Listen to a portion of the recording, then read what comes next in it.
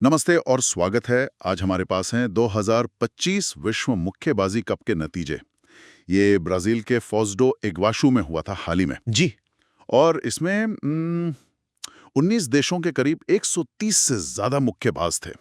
तो आंकड़े तो बहुत सारे हैं, लेकिन हम जरा गहराई में जाकर देखते हैं कि क्या खास रहा, मतलब भारत के नजरिए से क्या महत्वपूर्ण है इसमें। बिल्कुल बिल्कुल। इस तरह के जो अंतर्राष्ट्रीय इवेंट्स होते हैं वो खेल और खिलाड़ियों के लिए हमेशा आप कह सकती हैं एक एक पैमाना होते हैं। तो हाँ, देखते हैं नतीजों को, समझते हैं कि ये क्या बता रहे हैं। हाँ, तो चलिए सीधे पदक तालिका पे आते हैं। उज्बेकिस्तान, वो तो खैर 5 गोल्ड, 1 सिल्वर, 1 ब्रॉन्ज, कुल 7 पदक टॉप पर रहे वो। हाँ, उनका प्रदर्शन तो जबरदस्त था। लेकिन भारत के लिए जो बात है वो ये कि भारत 1 गोल्ड, 1 सिल्वर और 4 ब्रॉन्ज, मतलब कुल 6 पदकों के साथ दूसरे स्थान पर रहा। ये अपने आप में बड़ी बात है। बिल्कुल बिल्कुल। दूसरा स्थान हासिल करना, वो भी इतने देशों के बीच, काफी सराहनीय है। और मेजबान ब्राजील तीसरे पर था 5 पदकों के साथ। तो भारत का प्रदर्शन काफी अच्छा कहा जाएगा। हाँ, और इसमें ये भी देखने लायक है कि पदक कैसे बटे हैं। जैसे पुरुषों के 70 किलो वर्ग में नितेश गुलिया का गोल्ड, वो एकमात्र गोल्ड मेडल था। हाँ, वो बहुत अहम था। जी। फिर अविनाश जामवाल का 65 किलो में सिल्वर, और उसके अलावा 4 कांस्य पदक भी हैं। जदुमनी सिंह हैं 50 किलो में, मनीष राठौर 55 किलो में, सचिन 60 किलो में और विशाल 90 किलो में। तो मतलब अलग अलग वेट कैटेगरीज में पदक आए हैं। हाँ, यही बात है। ये दिखाता है कि ऐसा नहीं कि बस 1-2 वेट कैटेगरी में ही हम अच्छे हैं, अलग अलग वर्गों में क्षमता दिख रही है। सही है, 6 पदक और दूसरा स्थान, ये सुनने में तो बहुत अच्छा लगता है। लेकिन एक सवाल मन में आता है, क्या सिर्फ एक गोल्ड मेडल, खासकर जब हम देखते हैं कि उज्बेकिस्तान ने 5 जीते, क्या ये थोड़ी चिंता की बात है?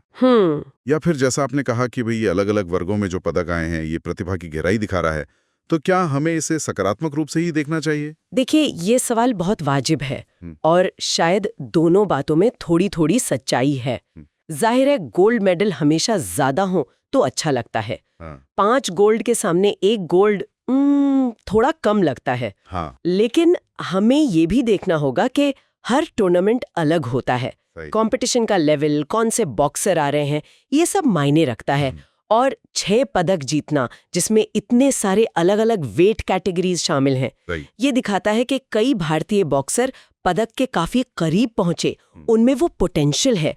तो ये शायद आप कह सकती हैं बेस मजबूत होने का संकेत है, जो आगे के लिए अच्छा है। मतलब टैलेंट पूल बढ़ रहा है, सिर्फ कुछ खास वर्गों तक सीमित नहीं है। बिल्कुल बिल्कुल, प्रतिभा फैल रही है, ऐसा कह सकते हैं। पर ये सिर्फ आंकड़ों की बात नहीं है, ये एक तरह से भारतीय मुक्केबाजी के भविष्य की ओर भी इशारा कर रहा है।